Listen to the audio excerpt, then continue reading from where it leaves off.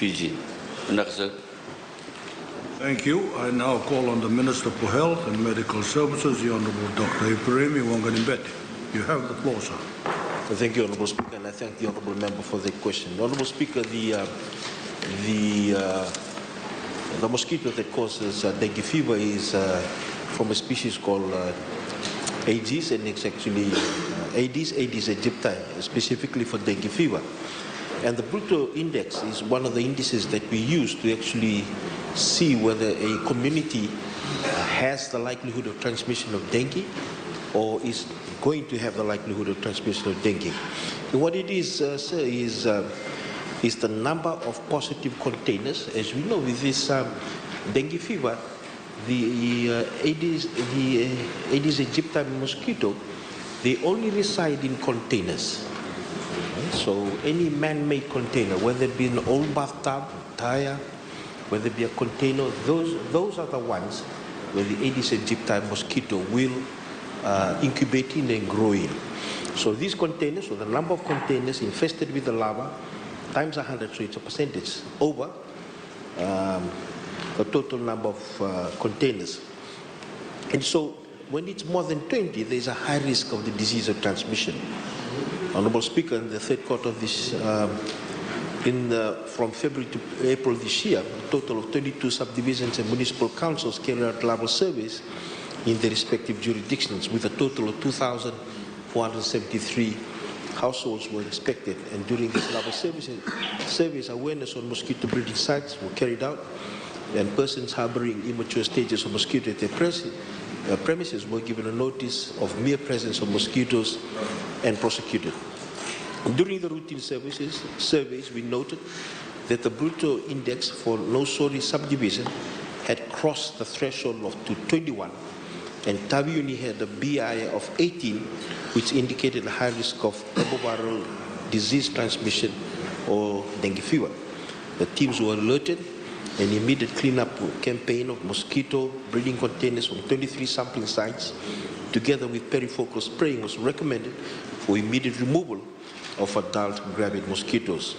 There were also sentinel surveys done in Osori and Ba, and they had 18 each. And so they were at a high risk status, and also the cleanup campaigns were done.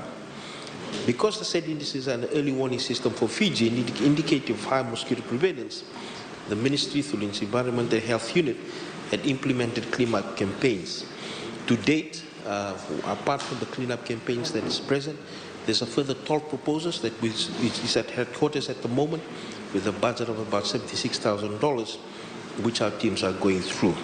Honourable Speaker, at this juncture, I just want to also share that you must have heard, you must remember that last 2 years ago, I discussed about the Wolbachia project that we had in place.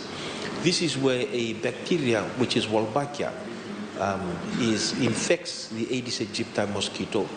And this Aedes aegypti mosquito, which has the Wolbachia, is then unable to transmit dengue, Zika, or chikungunya virus. And we've actually launched this in 178 sites in the Suba to Nosori corridor, and also between Nandi to Lotoka. And this, we know, will help contribute towards the lessening of the dengue transmission data that we had. Lastly, Honourable Speaker, it is so important that we participate in the cleanup campaigns. The mosquitoes are known to fly up to 400 meters in a day. So when we go to the communities, we tell them the cleanup campaign has to be everyone in the community. Because if one household does not do cleanup campaign, the Aedes aegypti can incubate in the containers in that household and fly within the 200 to 400 meters and then cause dengue fever in another household. So therefore, I urge everyone, and I urge the public that's listening in, that when cleanup campaigns are being done in their community, that everyone must participate. Thank you, Honourable Speaker. Thank you, Honourable Minister. Honourable Tonio Belau, you have the floor. Thank you, Mr. Speaker. Just a supplementary question to the Honourable Minister. Does the Ministry have a sufficient supply of dengue kits available now?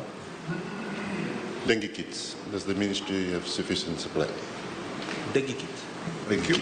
Honourable Minister, you have the floor. Honourable Speaker, Off the top of my head, I wouldn't remember, but I know that we've had sufficient supply of dengue kits. But if there are places, and in particular, if you know of a place that doesn't have a dengue kit, please let me know. Thank you.